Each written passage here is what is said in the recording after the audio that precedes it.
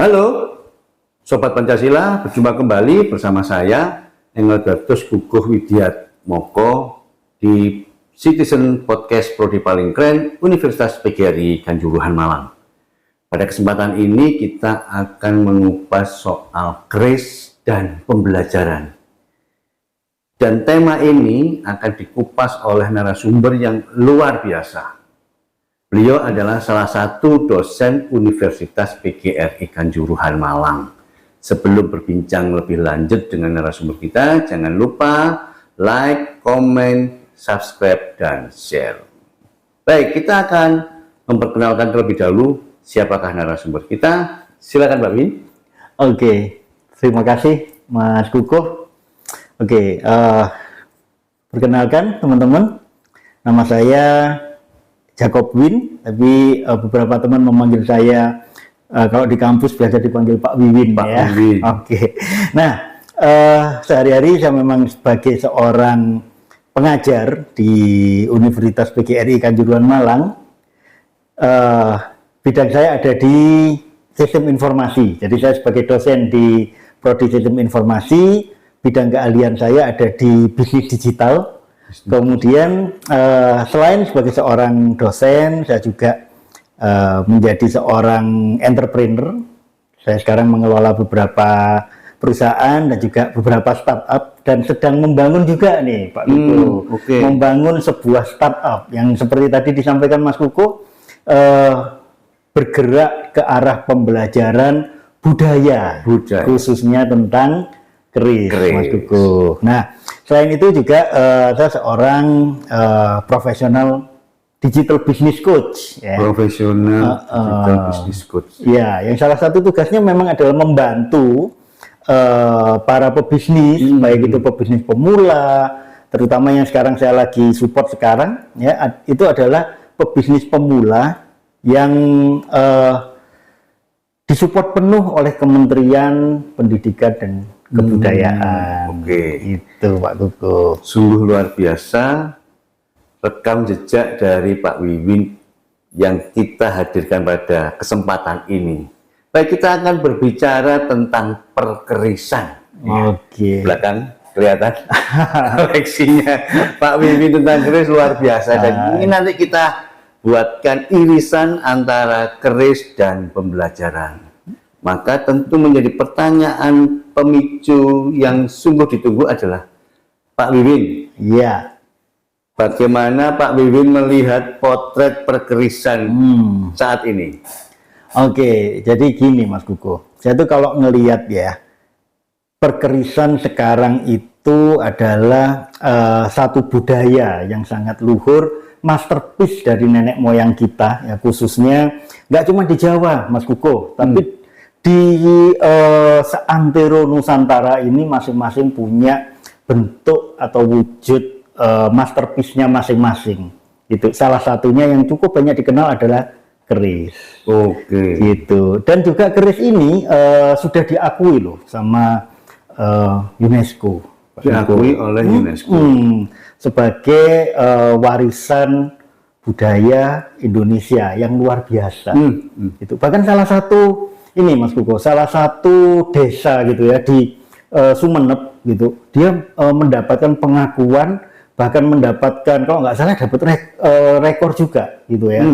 Dia itu satu desa Mas Kuko yang memiliki empu atau pengrajin keris terbanyak di dunia Pak Kuko. Pengrajin? Itu ada di Sumeneb, namanya kalau nggak salah sih itu adalah desa Aing Tongtong. Dan yang uniknya lagi adalah kalau tadi ditanyakan oleh Mas Kuko ya, bagaimana sih potret perkerisan, saya akan mencoba meneropong kondisi real yang ada gitu ya.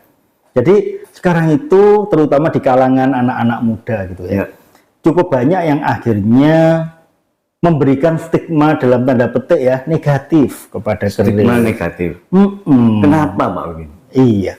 Jadi banyak orang yang akhirnya itu melihat bahwa kalau dengar kata keris Mas Kuku, betul, itu apa sih yang muncul di pikirannya pertama kali adalah wah ini adalah mistik gitu ya, perdukunan. Nah gitu ya, perdukunan. Kemudian yang muncul juga adalah sesuatu yang gaib gitu ya, sesuatu yang berkaitan dengan horor gitu ya, menakutkan gitu. Dulu pun saya berpikir seperti itu, Mas Koko, gitu.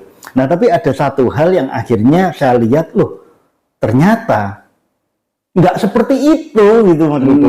Jadi itu unik banget ya. Begitu kita tahu, oh ternyata keris itu ada nilai-nilai luhur yang bahkan membuat negara lain itu iri dengan budaya kita. Nilai luhurnya ya? Nilai luhur dari kerisnya itu. Ada teman? Ada. Jadi gini, pertama kali saya mengenal yang namanya keris ya Mas Koko ya. Dari semula saya sama sekali nggak tahu gitu, karena ada satu kejadian di mana saya harus menerima warisan gitu. Iya, kebenaran saya itu selama ini suka mengkoleksi senjata-senjata karena saya seorang pesilat. Mas Koko. Pesilat teman-teman, hati-hati ya. Nah, yang saya koleksi itu lebih ke arah pedang, kemudian pisau gitu ya. Saya nggak kepikiran untuk koleksi keris karena ya itu di pikiran saya pertama kali adalah wah ini mistik goib gitu ya.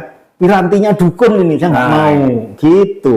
Nah, tapi satu saat saya mendapat warisan dari almarhum ayah mertua, Koko. Gitu, ya. Beliau meninggal, kemudian ada beberapa koleksi beliau ya, tidak ada yang ngurusi gitu.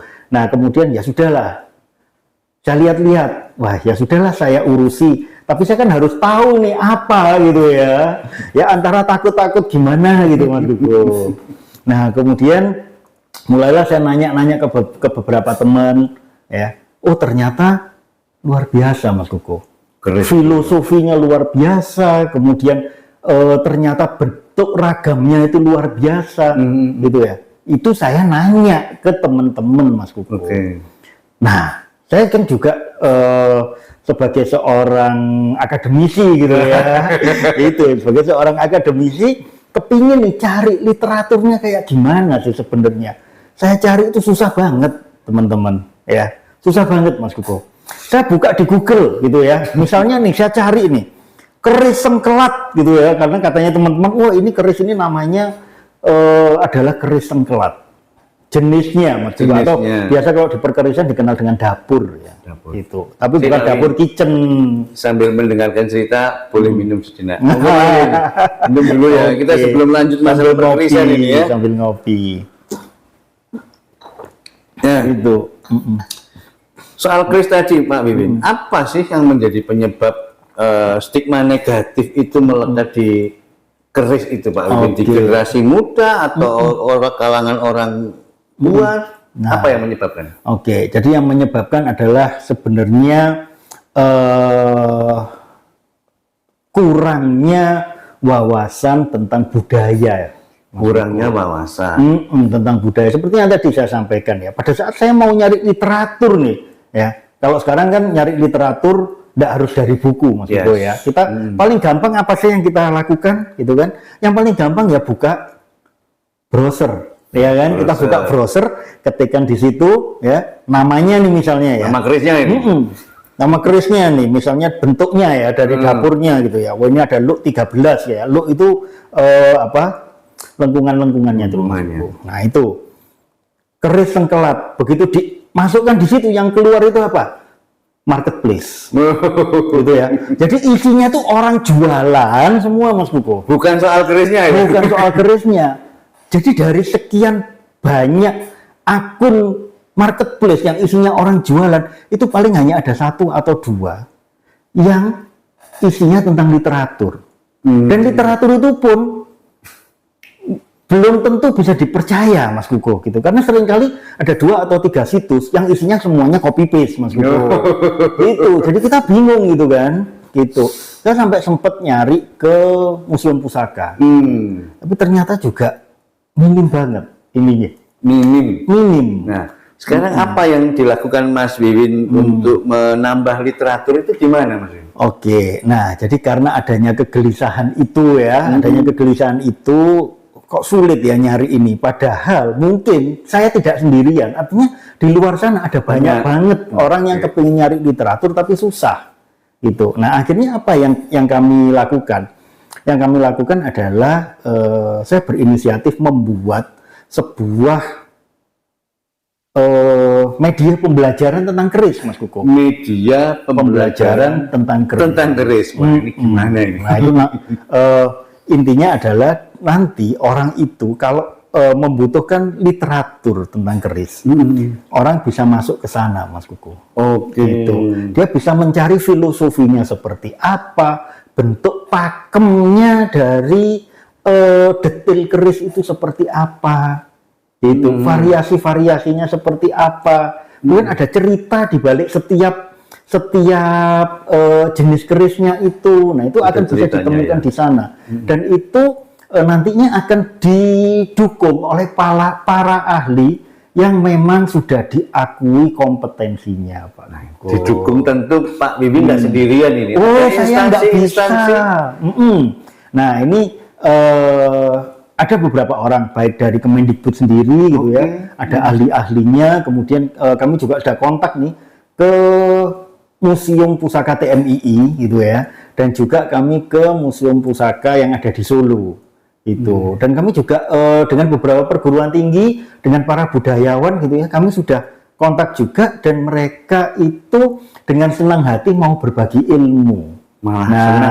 Jadi sebagai seorang yang bergerak di bidang IT ya, saya di sistem informasi, dan juga saya seorang digital business coach yang memang kerjaannya itu adalah selain membangun startup gitu ya, saya juga bantuin orang untuk membangun startup itu.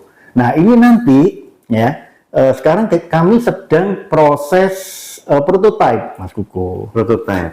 Jadi kita masih belum launching. Nah, ini memang bocoran akhirnya. Oh, spesial ini ya.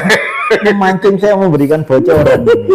Jadi yang kami sedang buat sekarang adalah media pembelajaran itu, dan nantinya kita akan link dengan beberapa museum gitu. Bahkan kita sekarang sedang menjajaki gitu ya untuk beberapa keraton ya, karena kan identiknya keris itu yang memang pusakanya kerajaan, pusakanya keraton gitu. Nah, yang sudah kami jajaki sekarang adalah dengan Keraton Solo, dengan Keraton Yogyakarta, kemudian ini juga sedang berjalan di Sumeneb sama Cirebon. Ya, mohon doanya aja lah. Nah, ini mari kita doakan semoga ide gagasan yang luar biasa, bagaimana keris ini lebih modern. Iya. You know? Dengan kemajuan teknologi, menambah referensi dan dokumentasi perkerisan budaya bangsa Indonesia ini. Harapannya gimana, Pak Win? Ya, harapannya nanti kan setelah ini selesai gitu ya, prototipenya jadi gitu ya, kemudian kita akan lakukan, kalau di dunia startup, di dunia IT ada namanya MVP, Minimum Viable Product. Jadi produk yang akan kita uji cobakan ke konsumen gitu ya, ke masyarakat. Nah, silakan nanti masyarakat bisa mencoba, yang nantinya akan bisa mencari pembelajaran maupun literatur itu melalui startup kami. Gitu. Berkat Pak Wiwin, teman-teman, keris masuk dunia startup. Ya, semoga perbincangan ini menambah wawasan dan semakin banyak orang teredukasi hal-hal positif dari keris dan dunia digital. Semoga perbincangan ini memberikan manfaat, dan jangan lupa komen, like, subscribe, dan share. Terima kasih. Salam Pancasila. Salam Pancasila.